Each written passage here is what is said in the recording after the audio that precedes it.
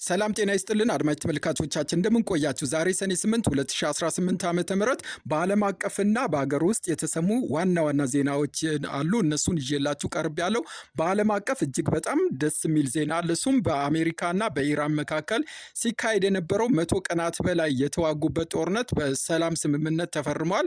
በአገር ውስጥ ደግሞ እጅግ በጣም ልብ ሰባሪ ዜና አለ። በትራፊክ አደጋ የ31 ሰዎች ህይወት ተቀጥፏል። እንደዚሁም ደግሞ አንጋፋው ድምፃዊና የባህል ዘፋኝ ሰማኸኝ ሰሜ ባላገር ከዚህ ዓለም በሞት ተለይቷል። ይህንን በዝርዝር እንመለከታለን።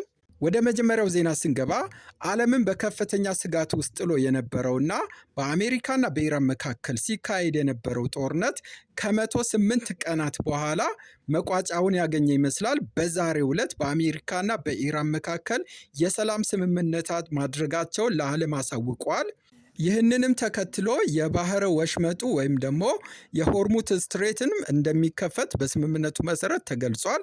ይህ የሆርሙዝ ወሽመጥ የዓለምን 20% ነዳጅና የተፈጥሮ ጋዝ የሚተላለፍበት እጅግ ወሳኝ የሆነ የውሃ መስመር ነው። ወሽመጡ ሙሉ በሙሉ የተዘጋው አሜሪካና እስራኤል ቴሄራን ላይ ካለፈው የካቲት 21 2018 ዓ.ም ጥቃት መፈጸማቸውን ተከትሎ ነበር። ከጥቃቱ በኋላ ቴሄራን በዛ ወሽመጥ የሚያልፉ መርከቦች ላይ ጥቃት እንደምትፈጽም በመዛቷ የዓለም አቀፍ የነዳጅ ዋጋ በከፍተኛ ሁኔታ ጨምሮ ነበር።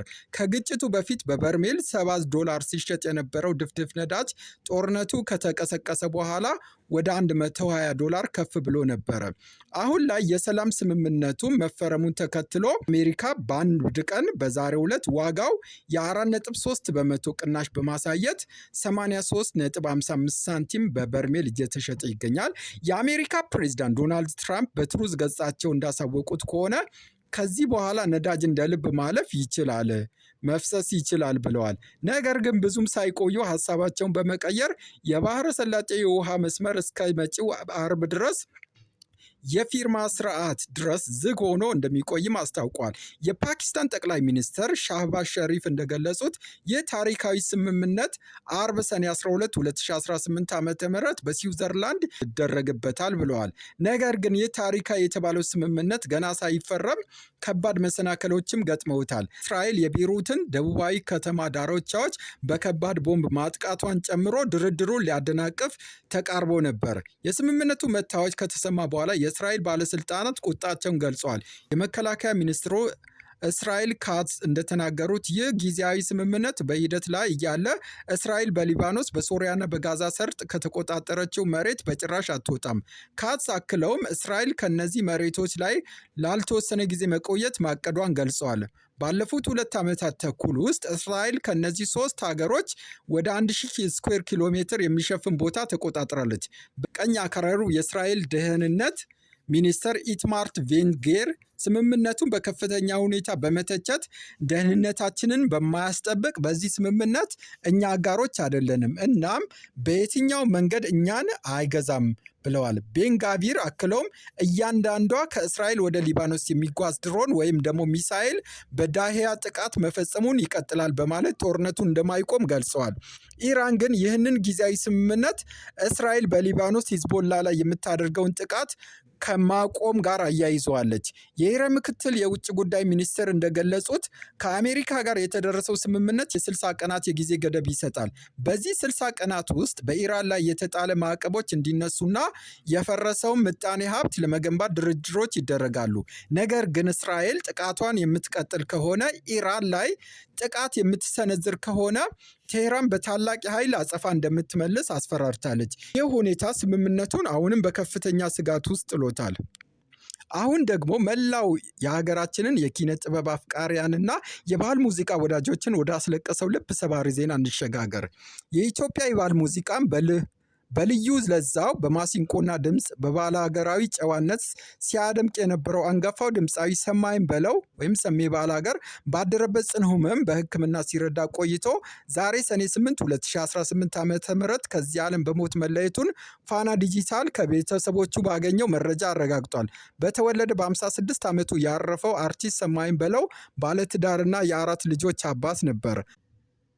አርቲስት ሰማኸኝ በለው በኢትዮጵያ የባህል ሙዚቃ ውስጥ ስሙ በደማቁ የሚነሳ ታላቅ ባለውለታም ነበረ። የጥበብ ስራውን በይፋ የጀመረው በ1980ዎቹ አጋማሽ አካባቢ ሲሆን በተለይ በኢትዮጵያ ብሔራዊ ቲያትርና በተለያዩ የባህል የሙዚቃ ቡድኖች ውስጥ በመሳተፍ ማሲንቆን ከልዩ ድምፁ ጋር በማዋሃድ የኢትዮጵያን የገጠር ከተማ ለዛ የሚያሳዩ ድንቅ ስራዎችን ማቅረብ ጀመረ። ሰማኸኝ በለው በሕይወት ዘመኑ በብቸኝነት ያሳተማቸው 3 ታላላቅ የባህል ሙዚቃ አልበሞች በኢትዮጵያ ሙዚቃ ታሪክ ውስጥ ከፍተኛ ስኬትና ተወዳጅነትን ያተረፉለት የነበሩ ሲሆን የመጀመሪያው አልበም አልማዝ አያይ በሚል ርዕስ የወጣ ሲሆን በ1992 ዓ.ም ሰማኸኝ በለው በሀገር አቀፍ ደረጃ በየቤቱ እንዲታወቅና ስሙ በከፍተኛ ሁኔታ እንዲናኝ ያደረገው ይህ የመጀመሪያ አልበሙ ነበር። በተለይ አልማዝ አያይና እንዴት ነሽ የተሰኙ ዘፈኖቹ ማሲንቆን እና ዘመናዊ የሙዚቃ ምትን ወይም ፋሽን ጋር የተዋሃዱበትና አዲስ የሙዚቃ ስልት ለወጣቱ ያስተዋወቀበት አልበም ሆኖ በ1992 ዓ.ም ለተመልካች በካሴት ቀረበ። ይህ አልበም በወቅቱ በሽያጭ ረገድ እጅግ ከፍተኛ ስኬት አስመዝግቦለን ነበር። ሁለተኛ አልበሙ ደግሞ ነይ ዘመድዬ የሚለው ሲሆን የታተመው በ1996 ዓ.ም ነበር። ከመጀመሪያው አልበሙ ስኬት በኋላ ሰማኸኝ የባህል ሙዚቃ ይበልጥ በማዘመን በ1996 ዓ.ም ነይ ዘመድዬ የተሰኘውን ሁለተኛውን አልበሙ ይዞ ቀረበ። በዚህ አልበም ውስጥ የተካተቱ ነይ ዘመድዬና ደቦት እንስራ የተሰኙ ዜማዎቹም በተለይ የጎጃምንና የጎንደርን ባህላዊ የምት ስልቶች ያካተቱ ሰርግና ማህበራዊ መሰብሰቢያዎችን የሚያደምቁ ሆነው እስከ ዛሬ ድረስ በህዝብ ዘንድ በስፋት ይደመጣሉ። ሶስተኛው አልበም ደግሞ ባላገር የተባለው በ2003 ዓ.ም የታተመ ሲሆን ሰሜ ባላገር የሚለውን ስም ይበልጥ እንዲጠናከር ያደረገው ይህ በ2003 ዓ.ም የታተመው ባላገር የተሰኘው ሶስተኛ አልበሙ ነው። በዚህ አልበም ውስጥ ዘናበይና ባላገር የተሰኙ ስራዎቹ የገጠሩ ማህበረሰብ ንጹህ ህይወት ፍቅርና ወግን በከፍተኛ ጥበብ የገለጸባቸው ስራዎቹ ነበሩ። ይህ አልበም በሲዲ እና በቪዲዮ ክሊፕ ተዘጋጅቶ በወቅቱ በደማቅ ሁኔታ ተመርቋል። ከነዚህ 3 ዋና ዋና አልበሞቹ በተጨማሪም ማራለሽ የሚለው ዘፈኑ ራሱ እስካሁን ድረስ በመወደድና እየተደመጠ ከሚገኙ ስራዎች ውስጥ ነው። ከነዚህ አልበሞቹን በተጨማሪም አርቲስቱ በርካታ የባህል ስብስብ ኮሌክሽን ስራዎችን ከሌሎች አንጋፋ ድምፃውያን ጋር በጋራ ሰርቷል። የኢትዮጵያን ባህልም ለማስተዋወቅ ወደ ተለያዩ የዓለም ሀገራት በመጓዝ መድረኮችን በባህል ሙዚቃ ሲያደምቅ ቆይቷል። ይሁን እንጂ በሳቅና በደስታ መድረኮችን ያደምቅ የነበረው ታላቅ አርቲስት ባለፉት ጥቂት ዓመታት ከባድ የጤና እክል ገጥሞት ነበር።